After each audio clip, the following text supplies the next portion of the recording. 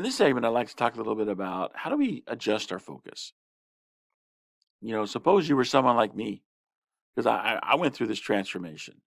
I went through this transformation of, going from someone who actually was looking at the negative a lot, looking at what's not going to happen, looking at the limitations, looking at the obstacles, and focusing myself there. And of course, I never got to a positive reality because I was so focused on the negative. And, a lot of singles are like this. A lot of singles are like this. You know, they look at experiences that they've had, and let's be honest with you. Okay, it's like it's estimated that only 90%, somewhere around 90% of first dates fail, which means you only got a 10% bleh, I can't talk this morning.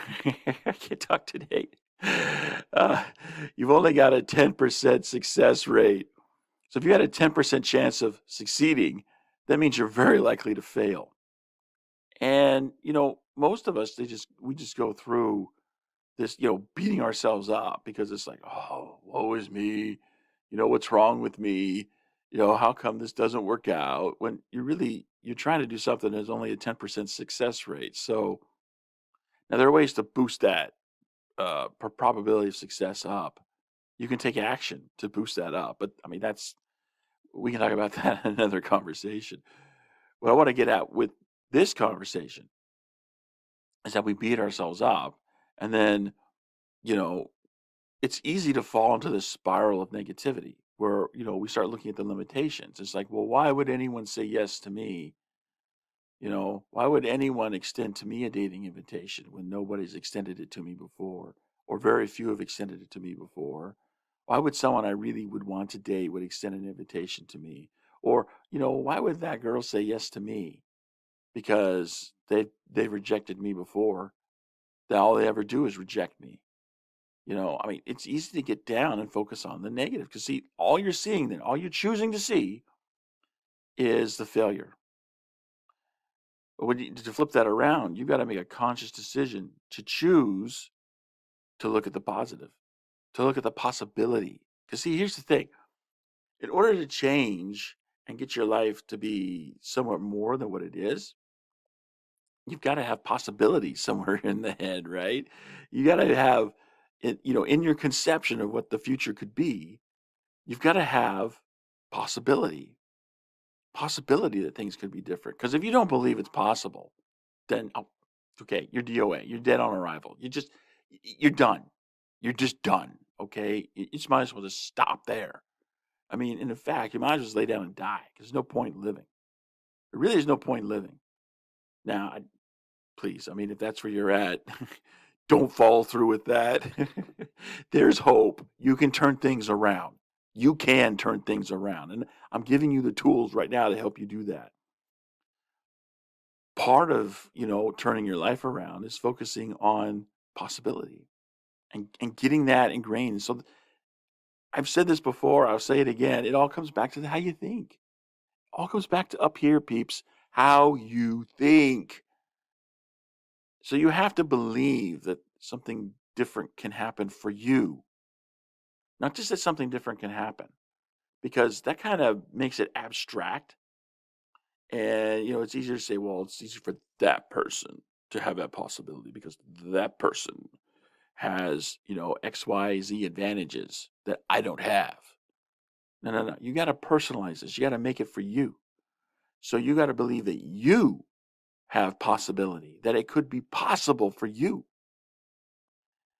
And, a lot of that is just changing your self talk.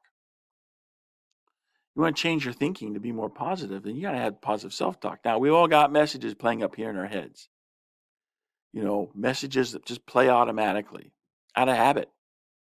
So, what we need is a new habit. We need new self talk because, hey, get this out. I think the statistic is something like 85% of our emotions come from are derived from our self talk. So, if we're talking ourselves in ways that are positive, then it's more likely to feel positive inside and to feel more hopeful, to feel more joyful, to feel more like, you can actually achieve more and you can actually have a better life. You got to believe in that, and you got to be more cognizant. So you got to develop self-awareness.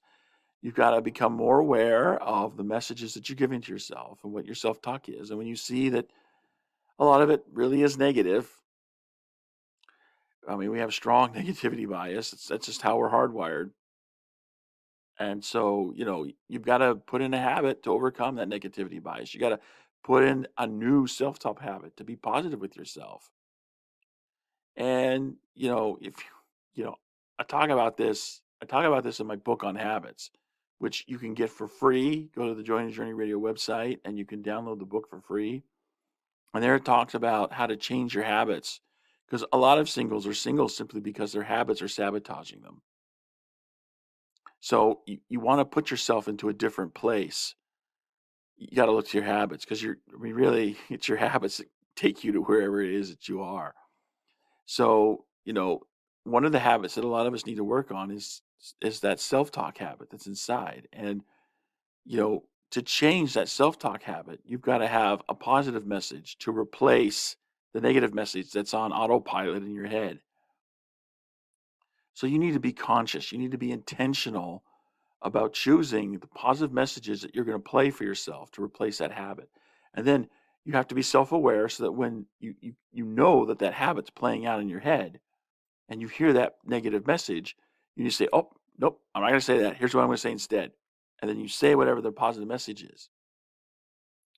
And, then that positive message, you repeat that often enough, and eventually that's what creates the habit, is the repetition. So you have to repeat it enough to create the new habit. And then once you got the new habit, then you're set. Then you're going to start seeing things come around,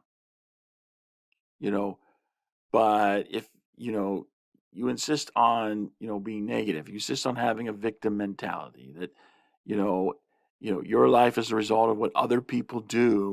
What difference is it going to make of what you do or don't do, because you know how other people are going to decide and choose against you and all this kind of stuff. I mean, here's where it is, peeps. Here's where it is.